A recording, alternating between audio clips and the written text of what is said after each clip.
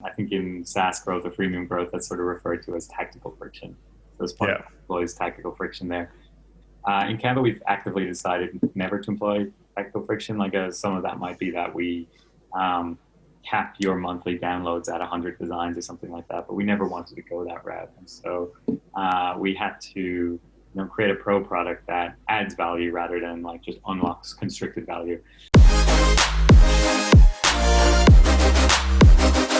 Yeah, absolutely. I think a really great example of one for Canva Pro and that sort of free to paid growth loop is our premium content.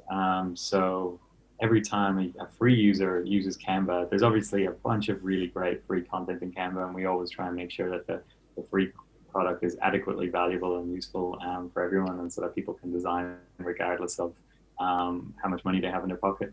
But one really strong benefit of Canva Pro is that big library of content I mentioned earlier. So if you're a free user and you jump into a Canva product, you want to design a social media post for your bakery, you go online, you search bakery or cake or something like that.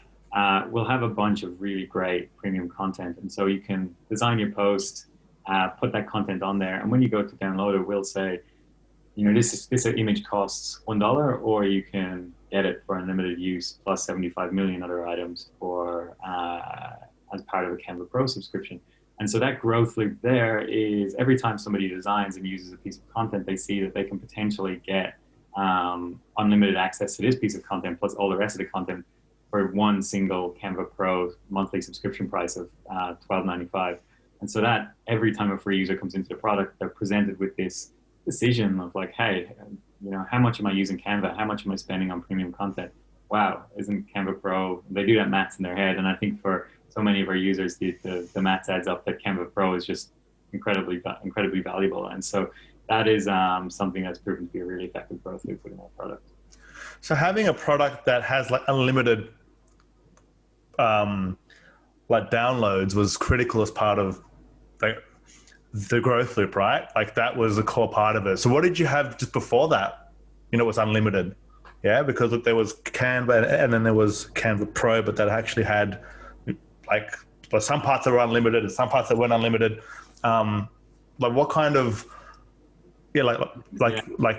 loops were happening then?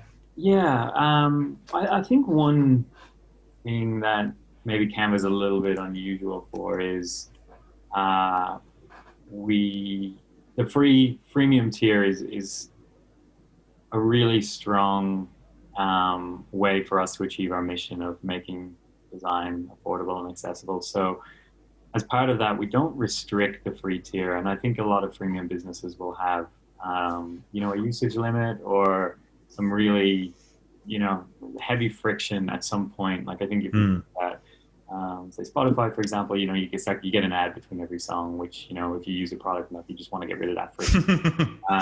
And I think in SaaS growth or freemium growth, that's sort of referred to as tactical friction. So it's part of employs tactical friction there. In Canva, we've actively decided never to employ tactical friction.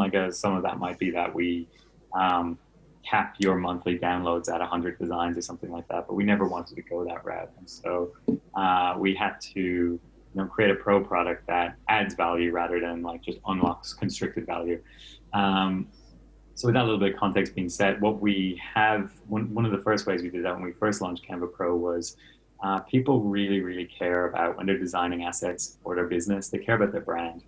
They care about the brand being consistent and high quality at all times. So we realized this early on through user research, and we launched a feature called Brand Kit, which allows users to save their logos, fonts, colors, and always have them on hand, really prominent in the product so that they can quickly access them, quickly apply them to their designs, and always, keep things on brand and not kind of worry what shade of blue it was that they were previously using for their brand. And so that was a really highly valued feature that we had previously. We also had our animator feature, which was our early attempt at allowing users to create GIFs and animated designs in Canva. And so a few years ago, that was pretty crude, but these days it's a really awesome product. We've we've actually since launched our video product, allowing people to create videos inside of Canva as well. And so along with that, the animations have hit a new level, and we've actually dropped a lot of that functionality down to a free tier because we want people to be able to do the same with video creation as static design creation. Other features we had before the content was our Magic Resize feature as well. So that was a really, really valuable feature for social media marketers. Anybody who's ever tried to do social media marketing knows the pain of, resizing dimensions for LinkedIn, Twitter, Pinterest, Instagram, etc. And with the Resize feature, you can design once, choose the endpoints or the channels that you're going to distribute onto, and click Resize, and abracadabra, it's done. And so that was another sort of really big flagship feature that drove a lot of people to Canva Pro.